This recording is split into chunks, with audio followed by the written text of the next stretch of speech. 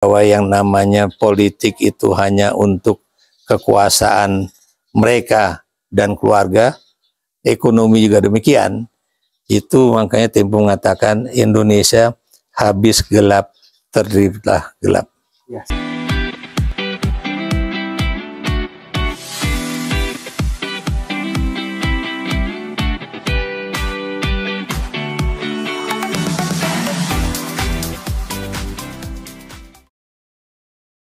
So, kita kembali lagi di Prediktif bersama Babeh Iyo. Nah, kali ini saya mendatangi kediaman rumah Profesor Dika Nusa Bakti. Terima kasih, Prof. Iya, sama-sama. Mengundang saya, lebih tepatnya diundang ke sini. Gini, Prof, langsung aja ya, Prof ya. Oke. Melihat Indonesia Emas 2045, menurut Prof itu relevan nggak atau menjadi Indonesia Cemas 2045? Yang jelas ya, saya lebih tepat menyebutnya sebagai Indonesia Cemas ya. Dan ucapan-ucapan dari teman-teman mahasiswa ya, itu benar. Bahwa Indonesia itu gelap ya. Kalau Pak Luhut bilang bahwa kalian ada yang gelap, udah. Indonesia terang. Ya. Sekarang kebetulan Pak Luhut itu memiliki 16 perusahaan ya. Menurut apa namanya itu apa istilahnya itu kan ada YouTube ataupun TikTok atau whatever the name ya, itu kan ada disebutnya nama-nama perusahaannya gitu kan. Nah kemudian ya kebetulan Pak Luhut juga punya uang yang lebih ya. Nggak berseri lah istilah. Ya. Coba kalau orang-orang yang kemudian sekarang ya kena PHK ya, terakhir kan Sritex gitu kan. Tanggal 1 besok. Iya. Itu kemudian ya, sebelumnya itu kan semua bukan semua ya, beberapa 3 perusahaan elektronik ya di daerah Cikarang ya itu tutup ya. Sanken, kemudian lupa saya ada beberapa nama perusahaan, kalau salah perusahaan Jepang gitu kan. Sanken itu memindahkan usahanya dari Indonesia ke Cina, coba Anda bayangkan. Oh, bukan ke Vietnam ya? Ke Cina, Cina. Makanya saya juga bingung kenapa ke Cina, padahal Cina kan Anda tahu saingan berat dari Jepang dalam kaitannya dengan elektronik gitu kan. Dan kemudian Anda lihat juga ya pabrik-pabrik sepatu ya, garmen dan juga sepatu atau alas kaki ya. Anda bisa lihat ya berapa yang tutup ya, baik itu yang berada di wilayah provinsi Banten ya ataupun di wilayah yang lain ya. Kemudian Anda lihat ya, rencana Korea yang akan menginvest cukup banyak di wilayah Jawa Tengah ya, itu coba jadi apa enggak gitu kan. Dan sekarang ya, itu perusahaan yang tadinya Korea juga mau besar-besaran invest di Indonesia dalam bidang otomotif ya, sekarang kan yang diambil alih oleh Cina ya. Cina sedang membangun suatu pabrik otomotif ya, BYD ya di wilayah Subang ya, terbesar di Asia Tenggara gitu kan. Tapi di lain pihak Anda juga tahu ya, tidak sedikit orang-orang Indonesia itu yang kemudian entah itu dipanas-panasi dari CIA atau dari mana ya, seakan-akan kita tuh dihadap-hadapkan antara pribumi dengan non pribumi gitu. Wah, ya, oh iya ya, dalam kasus misalnya kasus PIK 2 ya. Dan ini juga saya heran juga ya, yang anehnya buat saya, Menteri Kelautan ya itu juga malah menyatakan Pak Kohot itu atau kepala desa Kohot itu ya sebagai orang yang melakukan apa namanya itu pembangunan pagar laut sepanjang 30 km itu. Buat saya masuk akal nggak Anda ya? Anda sebagai orang Indonesia masuk akal nggak seorang kepala desa ya itu kemudian membangun pagar laut sepanjang itu dan kemudian kena denda berapa? 48 miliar rupiah atau 49 miliar rupiah. Buat saya unbelievable gitu kan. Maksud saya kenapa enggak si ininya pemilik modalnya langsung Aguan dan misalnya Salim gitu ya, atau keluarga dari Salim Group itu. Kenapa? Ya, lagi-lagi ya ini bukan saya kemudian tadi yang saya katakan bahwa jangan dihadap-hadapkan ke antara pribumi dengan pribumi ya. Tapi yang ingin saya katakan inilah jangan juga kemudian orang kecil itu kemudian dijadikan apa ya istilahnya korban dalam suatu peristiwa. Sekarang saya mau nanya aja sama Anda ya. Kalau Anda misalnya seorang lurah atau kepala desa ataupun camat lah ya, atau bupati sekalipun lah ya, mana mungkin Anda punya kekuasaan untuk kemudian mengeluarkan apa istilahnya itu sertifikat bukan sertifikat SHM, kemudian SHM, juga HGB dan sebagainya. Kalau tidak ada orang yang meminta dan kemudian membayar atau kemudian menekan ya, itu. Demikian juga pagar laut ya. Mana mungkin ya, ini juga termasuk juga ada teman-teman mahasiswa tuh yang jadi seakan-akan itu, wah ini kan kerjaan dari para nelayan sendiri. Ya, saya ada juga yang saya kenal juga itu mahasiswanya itu, yang dulu juga misalnya aktivis di sebuah organisasi ekstra mahasiswa ya, yang berbasis nasionalis gitu kan. Itu yang kemudian saya kira ini anak ini kok muncul dengan kalimat-kalimat bahwa apa namanya itu misalnya bahwa warga Banten atau warga Tangerang itu mendukung PSN PIK 2 dan sebagainya ya, dan kemudian macam-macam lah ya. Padahal kita tahu ya, mana mungkin seorang kepala desa kemudian membuat lagi-lagi atau nelayan itu membuat pagar laut dengan bambu yang sepanjang 4-5 meter ya, dan kemudian dengan suatu apa namanya itu tangan kosong ya, nggak mungkin 30 km ya. Dan yang saya juga bingung ya, polisi seakan-akan juga membohongi rakyat ya. Anda tahu ya, itu kan si Listio Sigit Pramono itu kan dia apa namanya itu datang waktu peresmian Listio Sigit Prabowo itu, yang apa datang waktu bukan penanaman batu pertama kantor markas besar Brimob di situ gitu kan. Coba dia tahulah siapa yang kemudian memberikan apa istilahnya itu, katanya dia dikasih apa itu, bukan dikasih, kalau Anda kemudian dikasih hibah gitu kan, mana mungkin ya. Dan Anda baca deh hibahnya untuk apa, supaya katanya keamanan rakyat di situ itu terjamin. Pertanyaan saya, emang ada rakyat di situ? Ya, itu aja. Maksud saya, janganlah kemudian orang itu membodohi rakyat seakan-akan bahwa rakyatlah yang perlu dilindungi. Padahal kita tahu itu adalah penanam modal yang dilindungi ya. Ini yang makanya kenapa saya belakangan ini agak keras ya.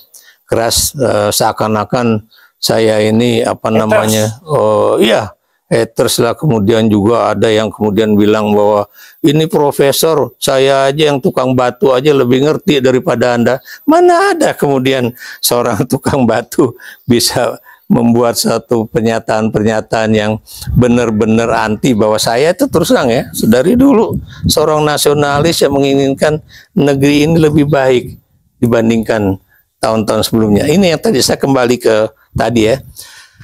98 itu ya, itu adalah usaha kita untuk kemudian membalikkan situasi dari sebuah sistem negara otoriter ya, di mana kemudian militer, dalam hal ini dulu namanya ABRI ya, itu benar-benar melaksanakan bukan dua fungsi ABRI tapi satu fungsi ABRI. Apa itu? The military is running everything ya, di mana yang namanya ABRI dan polisi itu melakukan apa aja. Coba sekarang kan terjadi lagi ya. Kalau warganet sekarang Prof, dibilangnya bukan dua fungsi lagi, multifungsi ABRI. Nah itu yang saya katakan. Kalau saya nggak mengatakan fungsi-fungsi, satu fungsi, suatu fungsi itu yang bahwa militer itu melakukan semuanya. Dan saya setuju dengan Pak SBY ya, apa itu Presiden SBY ya, yang dulu juga beliau sangat dekat dengan saya. Tapi kemudian saya juga banyak mengkritik beliau ketika beliau jadi presiden. Tapi ketika saya ketemu sama beliau di istana, ya di tangga istana, dia nyambut saya, dia bilang, Mas Ikrar, dulu kita seiring sejalan, sekarang kita berada di persimpangan jalan. Saya panggil dia kan Mas Bambang. Mas Bambang, yang jelas ya, saya itu berada di pihak yang memang tidak mendukung Mas Bambang ya, tapi kalau ada orang yang akan menjatuhkan Anda, sayalah yang akan maju duluan. Kenapa demikian? Karena apa namanya itu, biar bagaimanapun yang memilih SBY pada saat itu adalah lebih dari apa namanya itu 60% pemilih ya. Jadi itu yang ingin saya katakan ya. Jadi kalau dulu misalnya ada upaya-upaya mendongkrak SBY dengan cabut mandat rakyat gitu kan, saya langsung ngomong kan, yang memberikan Anda itu apa namanya itu hak untuk mencabut mandat rakyat siapa? Kalaupun yang mendukung Anda itu 10.000 orang, SBY itu mendapatkan suara lebih dari 60% suara, berapa juta gitu kan. Jadi itu yang ingin saya katakan ya. Nah kemudian ya Anda tahu ya, SBY mengatakan apa? Nggak setuju deh dengan apa namanya bahwa seorang militer itu kemudian bisa masuk menjalankan fungsi-fungsi di sipil ya tanpa dia pensiun ya. Karena itu ada di dalam pasal 47 ayat 1 ya. Jadi pasal 47 ayat 1 itu adalah militer itu kalau kemudian duduk di dalam posisi-posisi jabatan sipil itu adalah wajib hukumnya dia harus pensiun dari dinas kemiliteran. Yang kedua ya, pasal 2-nya itu bahwa kalau militer itu mau menduduki jabatan sipil itu ada beberapa kementerian ya dan lembaga yang bisa diduduki oleh kalangan militer ya. Dan pada saat itu kalau Anda lihat juga ya, termasuk si Mayor Teddy ya, itu nggak boleh. Mayor ya, mayor kemudian menjadi sekretaris kabinet. Kemudian diakal-akalin bahwa posisi dia itu berada di bawah sekretaris militer ya di kantor presiden. Pertanyaan saya, emang sekretaris kabinet itu berada di jalur militer? Enggak. Ya, jadi hal-hal yang semacam itulah ya kenapa saya juga agak keras bahwa janganlah membodoh-bodohi rakyat ya. Samalah seperti juga apa namanya itu Jokowi ya, membodohi rakyat seakan-akan dia masih dicintai rakyat, misalnya bahwa nggak jadi masalah. Saya nggak jadi masalah ya, nggak jadi masalah. Saya juga mengatakan ya, kalau memang itu orang-orang itu datang, coba Anda bayangkan datang pada saat Isra Mi'raj ya, dan kemudian datang bersamaan, kemudian apa istilahnya itu salaman, kemudian selfie, habis makan-makan kasih apa sesuatu oleh Jokowi, pulang. Dan teman yang kemudian mantan buzzernya bilang, saya tahu itu kan teknik yang lama kan.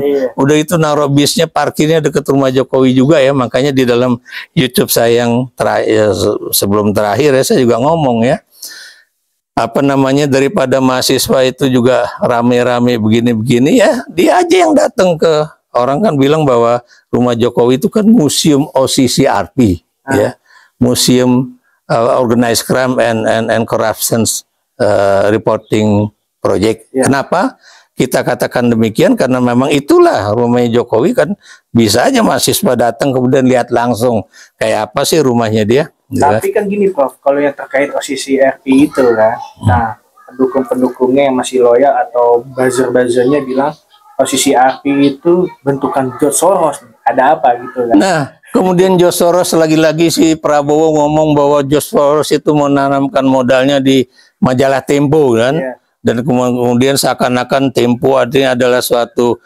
institusi pers yang dikendalikan oleh George Soros untuk melakukan suatu apa namanya tuh adu domba masyarakat. Pertanyaan saya ya, kalau memang dia masuk sebagai suatu penanaman modal ya, yang namanya Tempo itu melakukan itu kan sebagai suatu penanaman modal terbuka ya.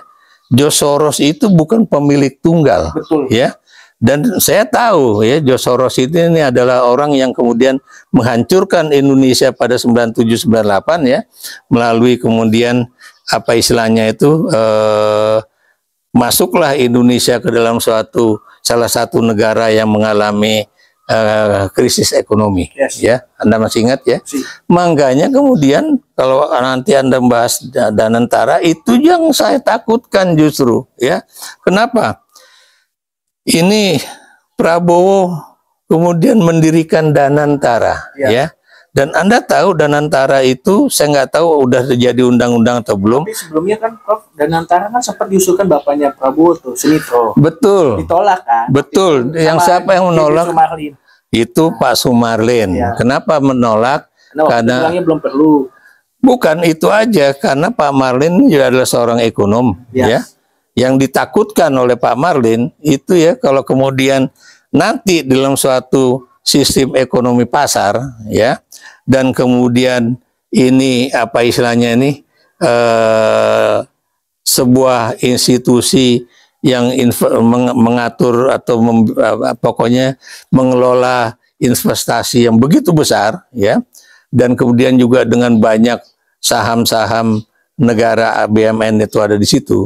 Yang kita takutkan ya, lagi-lagi ya, kalau kemudian ya seorang yang kaya raya kayak seperti George Soros ini kemudian membuat suatu apa namanya itu rekayasa, baik itu ekonomi ataupun apa, dan kemudian harga saham yang namanya BUMN jatuh, langsung diborong kan?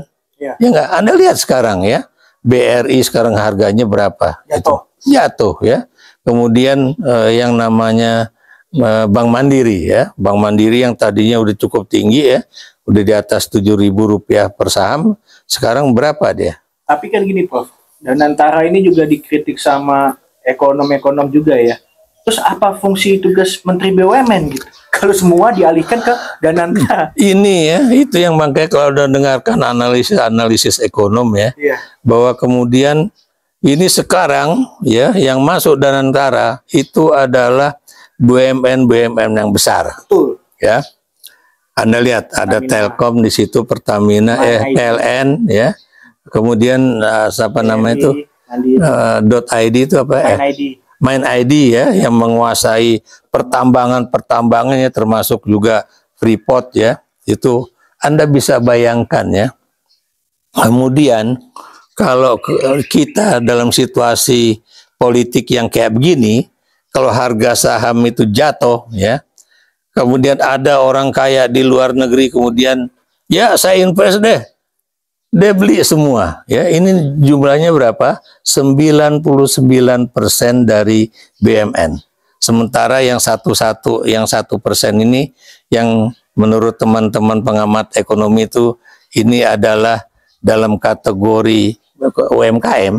Inilah yang berada di bawah kementerian apa namanya itu BUMN. Ya enggak? Ya.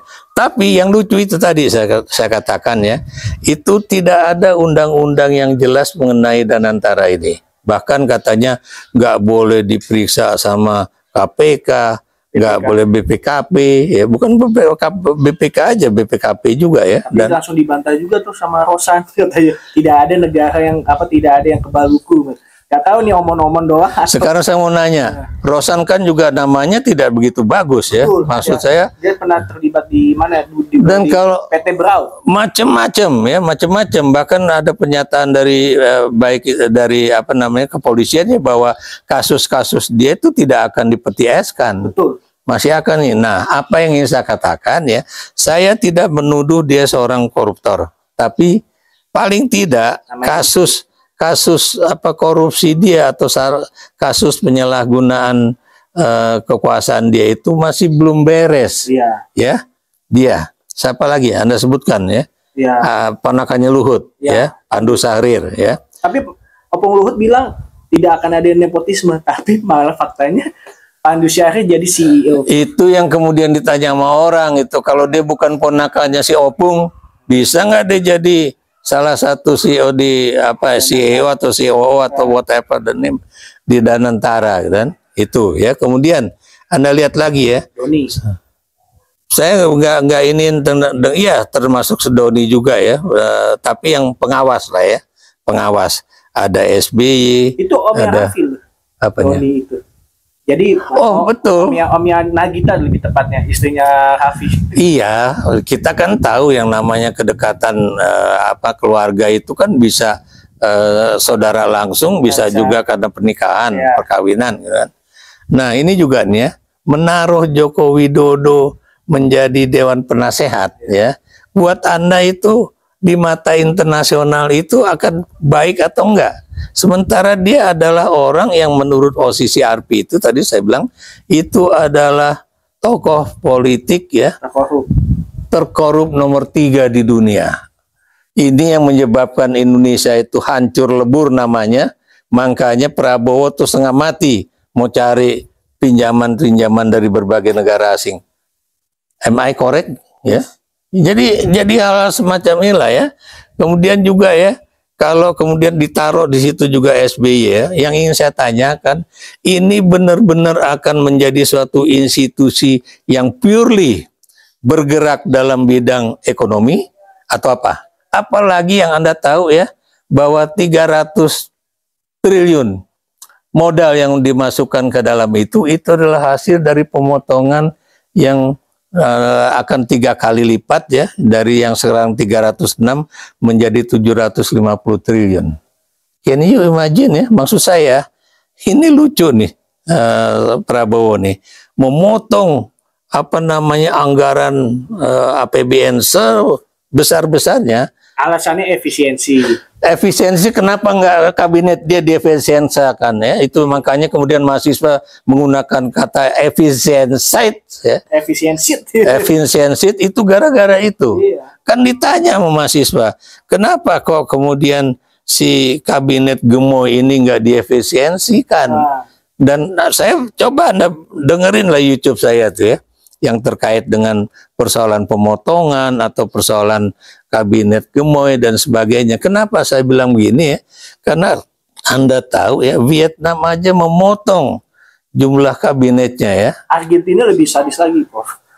Ya itu, maksud saya apa yang dilakukan oleh beberapa negara ini, apa namanya itu, justru supaya yang namanya biaya pengeluaran untuk birokrasi itu berkurang. Dan Anda tahu ya, Anda lihat ya, itu YouTube saya ya, itu jumlah menteri, kemudian wakil menteri, dan kemudian itu jumlahnya itu 108 atau 109 orang.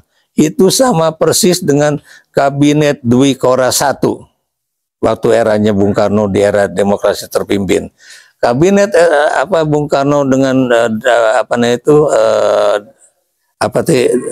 Dwi Kora II itu lebih gila lagi, 132 orang. Makanya kemudian apa namanya itu kabinet 100 menteri. Sekarang juga kabinet 100 menteri.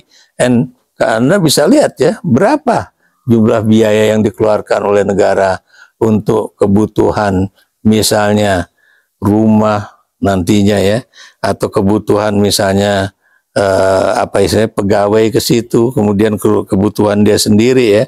Karena kan Anda tahu ya, gaji menteri itu nggak gede loh. Nggak gede, tapi tunjangan. Iya, gaji menteri itu setahu saya ya, waktu itu Andi Wijayanto pernah cerita sama saya waktu dia jadi sekretaris kabinet ya. Berapa Andi? Gajiku 9,5 juta Mas. Terus tunjanganku sekitar 200 juta. Dari 200 juta itu seingatku dia bilang itu antara kalau nggak salah 10% yang harus dipertanggungjawabkan. Hanya 10%? Hanya 10% ya. Yang 90% itu tidak perlu dipertanggungjawabkan ya. Berarti apa? Itu menjadi milik dia. Atau kalau saya pernah menjadi duta besar ya, itu berarti kalau kita di luar negeri itu ya, gaji saya tuh cuma 5 juta rupiah ya. Saya ngomong terus terang ya. Dan kemudian tunjangan namanya TPLN ya, tunjangan penghidupan luar negeri saya di Tunisia pada saat itu tuh sekitar 5.700 US dollar ditambah tunjangan istri dan 2 anak ya, itu jumlahnya clear ya 7.000 US dollar. Lumayan itu.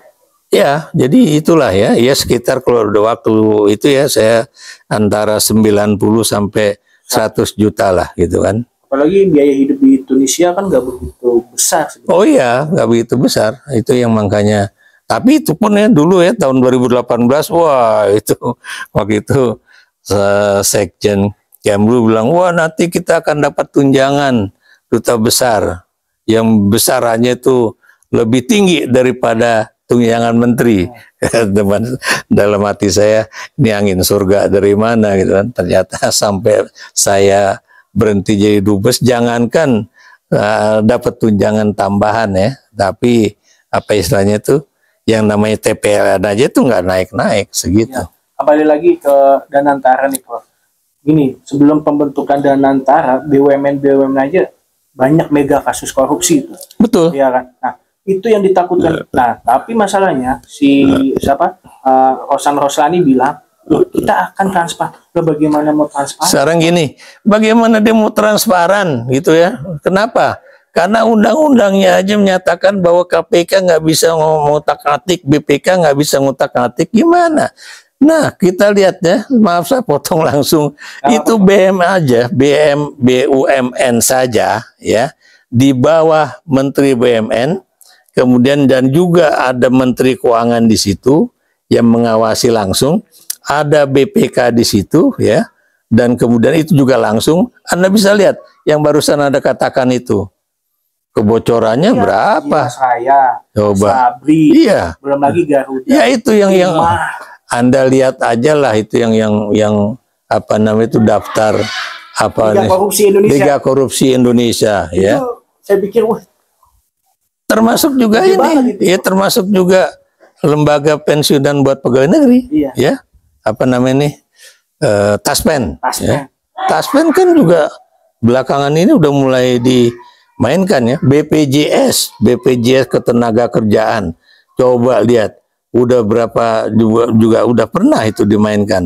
Kalau kemudian perlakuannya seperti ini kayak kasus Jiwasraya, bagaimana kemudian uang di dalam Jiwasraya atau di punya Asabri ya, itu kemudian dimainkan oleh orang-orang untuk kebutuhan dari apa istilahnya apa namanya itu, penanaman modal ya. Anda tahu penanaman modalnya mending kalau ke apa namanya itu, perusahaan-perusahaan atau saham-saham blucut ya. Ini kan enggak. Ya enggak? Ini saham-saham milik si orang yang bilang udah lo taruh aja sahamnya di situ, dan akhirnya apa? Bangkrut lah gitu kan. Dan ya itulah ya. Ini juga yang gini, saya mengajak Anda untuk berpikir secara rasional ya. PLN itu ada saingan nggak? Nggak ada, Prof. Nggak ada. Iya. Kenapa kemudian dia masih rugi? Nah itu. Ya. Maaf ya, saya pernah tinggal di Australia cukup lama ya, dan kemudian masa harga listrik di Australia dengan di Indonesia lebih tinggi di Indonesia? Oh iya, Prof. Oh iya, ya. Karena dan belum pernah Australia gitu. Iya, saya waktu itu ya nggak mahal-mahal amat ya. Kalau Anda lihat, kalau Anda nggak percaya perbandingan. Cepat loh. Nggak biar pet. Kalau kita kan udah bayar. Ada aja tuh mati listrik biar pet di Australia. Iya, iya itu, dan di sana juga tidak ada misalnya naik turun apa namanya tuh. Bukan naik turun ketegangan. Oh, ketegangan kayaknya. Coba di sini, coba Anda lihat ya, kalau Anda misalnya membangun suatu pusat listrik tenaga apapun ya, itu kan Anda nggak bisa menjalankan sendiri, harus dijual ke PLN, dan kemudian nanti PLN juga menjual ke rakyat itu dengan harga yang mahal. Kemudian Anda lihat lagi apa selain PLN ya, Pertamina.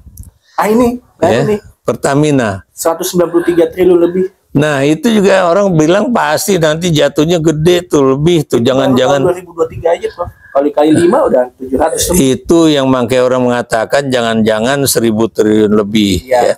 Dan Anda tahu ya siapa yang kemudian salah satunya yang kena ya? Itu anaknya Riza Khalid ya. Yang dulu katanya musuhnya Jokowi, yang ingin dihabisi oleh Jokowi karena dia menguasai Petral. Ingat ya? Petral.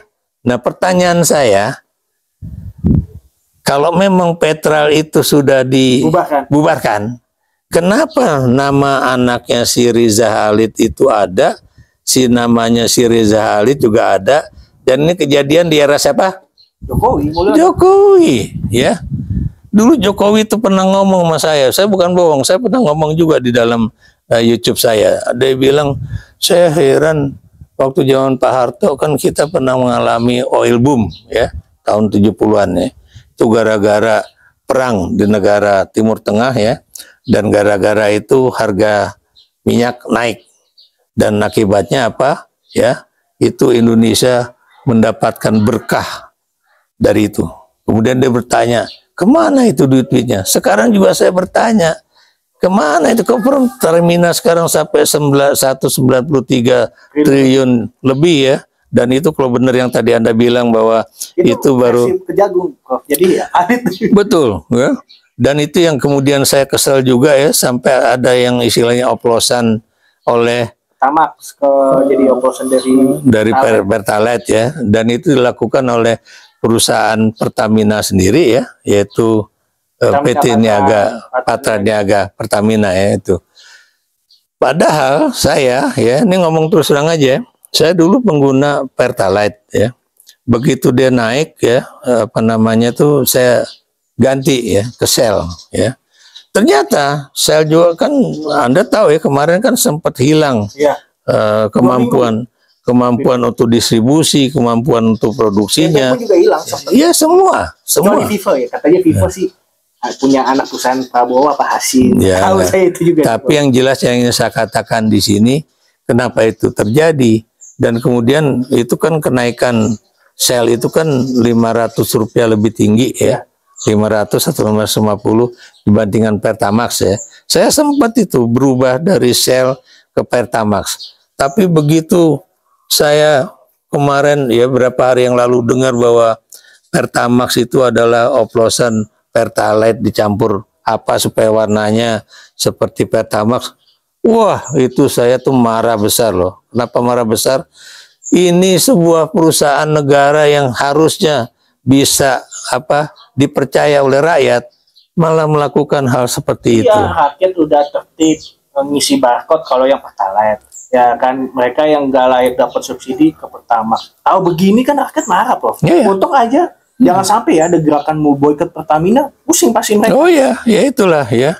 Dan Anda juga harus ingat ya, ketika Jokowi itu menetapkan satu harga BBM di seluruh Indonesia, buat saya itu secara politik memang menguntungkan beberapa daerah yang memang transportasinya mahal. Tapi secara ekonomis itu juga membebani Pertamina cukup besar loh. Besar. Jangan kaget ya. Saya beri contoh misalnya kalau orang di Wamena, karena pengiriman dari bawah ke atas itu kan pakai pesawat. Betul. Ya kan? Pakai pesawat apa namanya tuh komersial ya. Berapa biayanya ya? Anda atau kalau nggak percaya lihat aja tuh berapa harga beras kalau Anda pernah nonton ya satu YouTube pendek ya, yang ibu-ibu itu ketika dia membeli berapa karung beras dengan yang 10 kiloan ya, dengan berapa minyak ya, begitu dihitung berapa Bu? Segini Bu, segini Bu. Kaget ya kan? Kok mahal banget Bu? Loh, iya itu emang 1 kilo beras di sini berapa Bu? Mahal sekali. 40.000. Nah itu dia, makanya itu yang saya katakan betapa mengagetkannya. Saya juga kaget kok. Gila mahal banget ya. Atau gini aja lah ya, Anda lihat lah ya, beras premium yang ada di Indonesia ya, atau harga beras di Indonesia, masa lebih mahal daripada Singapura? Ada katanya kita negara ini, agraris. Betul ya. Dan beras premium itu sebagian besar itu diproduksi di Indonesia, kecuali satu, basmati ya. Basmati itu ya, yang itu memang diimpor dari Pakistan atau India ya. Tapi yang lain-lain ya, ini ya begitulah ya. Jadi apa ya, itulah negeri kita ya. Kemudian bagaimana kemudian rakyat itu nggak merasa ini gelap ya, pemotongan itu ya, termasuk anggaran pendidikan ya. Kemudian tukin dosen. Coba ya, kalau Anda sekarang umurnya berapa? 36 Prof tahun ini. 36 berarti baru 10 tahun Bang, di ketika 98 terjadi ya. Iya, saya masih SD itu Prof. Nah itu ya, kalau saya waktu itu udah jadi guru besar profesor kan? Enggak, saya baru doktor saya. Oh, baru dokter ya. Baru selesai 7 tahun lah selesai doktor dari Tapi saya cukup Australia. paham sih waktu itu, Prof. Mendukung kawan-kawan 98 sebenarnya. Begini ya, yang ingin saya katakan itu adalah ya, itu yang namanya peristiwa 98 itu ya, bukan main-main loh ya. Apalagi kalau nanti dengerin tuh YouTube saya yang tadi malam ya, tentang demonstrasi mahasiswa, dan juga nanti yang nanti malam juga ya, itu saya ini kan tentang demo juga ya. Itu ya, di dalam demo 98 itu kita juga bernegosiasi dengan kalangan militer ya. Kemudian akhirnya bagaimana reformasi TNI itu dilakukan, itu juga bernegosiasi. Tokoh-tokohnya termasuk juga ya, ini adalah yang sekarang jadi duta besar kita di Manila ya, Pak Legend apa namanya itu, Agus Agus Wijoyo. Iya, Agus Wijoyo. Mantan Gubernur Lemhanas ya, 7 tahun ya, dan sebelumnya dia juga menduduki jabatan yang punya bagus lah. Anda bisa bayangkan ya bagaimana kita bernegosiasi dengan Bang Kiki Sanakri juga ya. Mengapa misalnya beliau mengatakan jangan dikasih dulu apa tentara itu ikut pemilu, bilang. Saya ini tentara lapangan ya. Ini ngertilah bagaimana tentara di lapangan. Kalau nanti dia dideketin sama partai A, partai B atau partai C ya, kalau komandannya bilang dukung partai ini, pasti anak buahnya nggak berani tuh untuk mengatakan jangan dukung. Ya gitulah ya. Dan Anda bisa tahu ya proses bagaimana pembuatan Undang-Undang Pertahanan Negara ya, yaitu Undang-Undang Nomor 3 tahun 2004 ya. Dan kemudian Undang-Undang TNI ya, itu juga apa namanya tuh, negosiasinya tuh di DPR dengan kalangan tentara itu lama ya. Termasuk juga waktu kita bahas Undang-Undang TNI itu ada pasal 19 kalau nggak salah ya, yang kemudian dalam keadaan terpaksa Panglima TNI itu bisa melakukan suatu tindakan gitu ya, dan kemudian baru 1 kali 24 jam lapor pada presiden ya, karena waktu itu presidennya masih Megawati Soekarno Putri. Alasannya kalau nanti presiden sedang berada di luar negeri, kita kan bilang bahwa sekarang kan nggak ada lagi perbedaan jarak. Kenapa? Karena kita kan bisa telepon langsung. Nggak kayak dulu ya. Dulu kan kita masih pakai telepon apa namanya tuh rumah. Kalau sekarang kan pakai HP. Jadi itu yang kemudian disebut dengan pasal kudeta gitu kan. Tapi akhirnya pasal itu hilang. Jadi semuanya itu berjalan secara baik, ada negosiasi, dan sekarang kamu bayangkan ya, setelah misalnya Undang-Undang Kepolisian Negara Republik Indonesia, Undang-Undang Nomor 2 tahun 2004 itu udah jadi, Pertahanan Nasional jadi, kemudian juga Undang-Undang TNI jadi, Undang-Undang Industri Pertahanan juga jadi. Tiba-tiba ya, saya sangat kesal ya begitu saya tahu bahwa yang merusak negeri ini bukan tentara awalnya. Siapa? Joko Widodo. Orang yang dulu saya dukung mati-matian ketika calon waktu dia masih calon gubernur DKI ya. Kemudian tiba-tiba jadi apa namanya itu presiden 2 kali masa jabatan. Dan saya lebih kesel lagi ketika teman-teman dari KPK itu cerita sama saya, termasuk mantan ketua KPK Mas Agus Raharjo ya, atau Mas Busro Mukodas ya. Coba Jokowi kan nggak ngaku bahwa ini bukan saya, Harto itu ngawur gini. Tapi ini lagi Prof, dibantah di ini saya memang yang mengusulkan dia nggak berhadapan-hadapan dengan DPR. Tapi kan masalahnya gini Prof, apa yang diomongin sama Mulyono atau Jokowi ini dia ngomong A, kebalikannya jadi B. Betul ya, saya cuma ingin mengatakan ya bahwa apa yang diucapkan oleh Hasto itu dibantah ya, dia masuk tuh ke Metro TV kemana. Tapi kemudian mantan ketua KPK sendiri ya, namanya Busro Mukodas, itu kan juga menjelaskan bagaimana si Jokowi ini ya, atau mereka sebutnya Mulyono ya, itu kemudian mendekati DPR ya supaya ini jadilah revisi Undang-Undang KPK 2019 itu. Dan Anda jangan lupa ya, kalau Anda lihat ya, itu adalah satu upaya untuk benar-benar menghancur leburkan KPK ya. Kalau Hasto bilang bahwa itu supaya jangan sampai ada kasus buat si Gibran dan Bobi Nasution, saya bilang bukan. Ini yang paling penting buat dirinya dia sendiri ya. Jadi gitu Bung ya. Makanya kemudian kalau Anda jeli ya membaca karikatur-karikatur waktu demo Indonesia Gelap itu ya, kan ada kan yang dikatakan bahwa ini adalah jabatan ketiga ya buat Jokowi dengan second account. Tadinya saya pikir dalam diri saya pikir second account-nya itu adalah Gibran. Betul. Nah, salah Anda. Prabowo. Kenapa Prabowo? Anda bisa bayangkan ya, nggak habis pikir saya sama Prabowo itu ya. Dia sebagai Presiden Republik Indonesia masih menampilkan Jokowi di dalam berbagai kesempatan. Hidup Jokowi kemarin juga gitu kan. Ada muncul lagi juga Prof. Mem. Waktu Musa membebaskan dari Firaun, apa ini hidup Firaun kan enggak ya itulah itu juga. betul ya dan Musa. Yang mempersamakan Jokowi dengan Firaun itu Cak Nun ya. Iya. Kan dulu sempat Cak Nun diserang. Iya, saya juga termasuk orang yang marah. Karena saya dulu bucin Prof. Iya. Jadi masa Jokowi disamakan dengan Firaun gitu kan. Rupanya yang dimaksud sama Cak Nun itu adalah Firaunnya bukan Firaun yang sadis itu, tapi Firaun yang tetap ngotot, nggak mau menerima adanya Tuhan.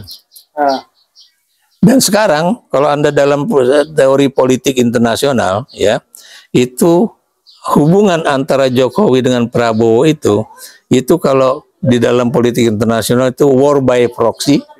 Jadi perang dengan menggunakan tenaga orang lain ya. Tapi sekarang presiden by proxy. Iya. Jadi Prabowo itu juga cuma presiden by proxy. Saya nggak perlu mengatakan itu saya itu dijelaskan oleh siapa ya, tapi yang jelas itu itu berasal dari senior saya ya, yang bukan dari kalangan sipil. Jadi gini Prof, the last question saya adalah buat Prof sebelum menutupi pembincangan kita nih. Berarti sepakat ya Prabowo masih dalam bayang-bayang Jokowi? Jelas, ya jelas. Dan ini yang saya bingung, kenapa kok Jokowi masih terus diberikan tempat paling istimewa loh ya. Coba Anda bayangkan di retreat dia juga muncul, ya. Dia juga muncul di dalam. Padahal retreat menghasilkan apa-apa. Hasil menteri juga begini, wamen juga asa jeplak. Ya itulah ya. Sekarang Anda bisa bayangkan ya si Yandri itu aja ya, Menteri Desa. Ketawa cawe-cawe. Dia nggak ngaku lagi kan? Iya. Dia nggak ngaku ya. MK kayaknya lagi bersih-bersih juga nih pasca Anwar Usman nggak jadi ketua MK ini. Ada yang bilang begitu sih. Ya sebetulnya ini MK juga lagi khawatir juga ya, karena posisi mereka juga. Anda tahu ya, ketika DPR itu membuat tatip aturan internal itu. Bahwa dengan tatip itu kemudian dia bisa misalnya melakukan penggantian antar waktu ya terhadap hakim-hakim konstitusi ya, yang dulu misalnya prosesnya itu melalui fit and proper test di DPR. Dan kalau itu misalnya hakim konstitusi juga bisa diganti. Hakim-hakim agung juga bisa ya. Atau kemudian duta besar juga melalui, saya dulu juga melalui fit and proper test oleh DPR juga gitu kan. Nah kemudian Panglima TNI dan Kapolri kan juga lewat fit and proper test lewat DPR.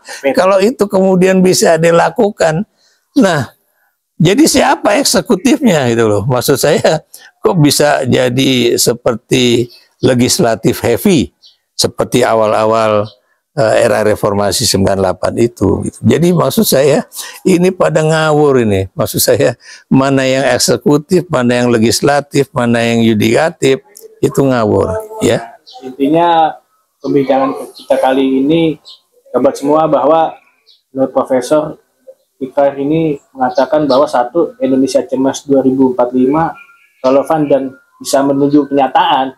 Melihat statement-statement kabinet gemoy ini bukan merah putih ya, gemoy ya ibaratnya. Ya begitu, hanya omong-omong. Kedua, rusaknya Indonesia kali ini ya dipengaruhi juga rezim Mulyono sebelumnya. Gitu ya Prof ya? Ya, jadi gini loh. Maksud saya ya, ketika kita reformasi 98 ya, kita berharap inilah langkah emas kita menuju Indonesia yang lebih baik lah. Di era Susilo Bambang Yudhoyono ya, saya berani mengatakan, saya harus minta maaf juga sama Pak SBY karena dulu saya banyak kritik ya, tapi saya banyak kritik itu untuk kebaikan. Tapi yang jelas Pak SBY itu masih memegang teguh ya yang namanya pencabutan dui fungsi ABRI ya. Kemudian dia memegang teguh bahwa dia sebagai presiden juga tidak ingin melakukan cawe-cawe politik agar misalnya AHY ataupun si ya baik Bu Ani untuk menjadi calon presiden atau AHY atau Ibas gitu kan, enggak, dia nggak pernah pakai itu ya. Kemudian hal lain juga ya, kalau Jokowi itu bilang tuh lihat tuh Hambalang ya, itu kan mangkrak. Sekarang berapa proyek yang mangkrak di era Jokowi dengan bandara yang jadi malah nggak kepake. Coba lihat ya bandara. Belum lagi terancamnya IKN nih. Ya, IKN Blitar ya. Ini kalau kita ngomong bandara ya. Kemudian juga yang ada di Jawa Tengah juga tuh ya. Blora yang udah sempat jadi itu. Blora, terus satu lagi, aduh Blitar, kemudian Purbalingga. Ya. Oh, ini kan ini kebetulan asisten rumah tangga saya ini orang sana. Saya baru ke sana terus bilang, ini Pak, ini bandaranya tuh lah, terus apa nggak dipakai, apa nggak ada pesawat yang datang. Jadi begini loh. Dan Anda juga tahu ya bahwa SBY sebagai mantan tentara dengan pangkat Letnan Jenderal ya, itu juga tidak pernah melakukan suatu upaya kembalinya militer ke dalam panggung politik Indonesia. Yang melakukan itu justru orang sipil, namanya Joko Widodo ya, yang diawali dengan alasan bahwa ini untuk kegiatan yang cepat ya pada saat COVID. Tapi Anda lihat sekarang, wah gila itu orang buat saya ya. Anaknya yang maaf ya tidak cakap dari segi IQ ya, pendidikannya juga nggak jelas ya, dan kita juga bisa melihat ya apakah dia itu benar-benar sadar atau tidak ketika dia berbicara atau ketika dia memimpin rapat ya, karena rapat terakhir itu kan banyak orang belah ya bilang ini Gibran nih belajar baca apa ya gitu. Bukan mimpin rapat. Iya benar loh ya. Ya begitulah Bung. Ya. Makanya saya setuju dengan pernyataan Tempo, kalau begini caranya kita mengelola negara atau pemimpin-pemimpin mengelola negara, bahwa yang namanya politik itu hanya untuk kekuasaan mereka dan keluarga, ekonomi juga demikian, itu makanya Tempo mengatakan Indonesia habis gelap, terbitlah gelap. Yes, sepakat. Terima kasih banyak Prof. Sama-sama. Hadir di podcast kami namanya Jawab Bijak. Jangan lupa ikut kawan-kawan ya, coba semua like, subscribe, dan komen. Terima kasih.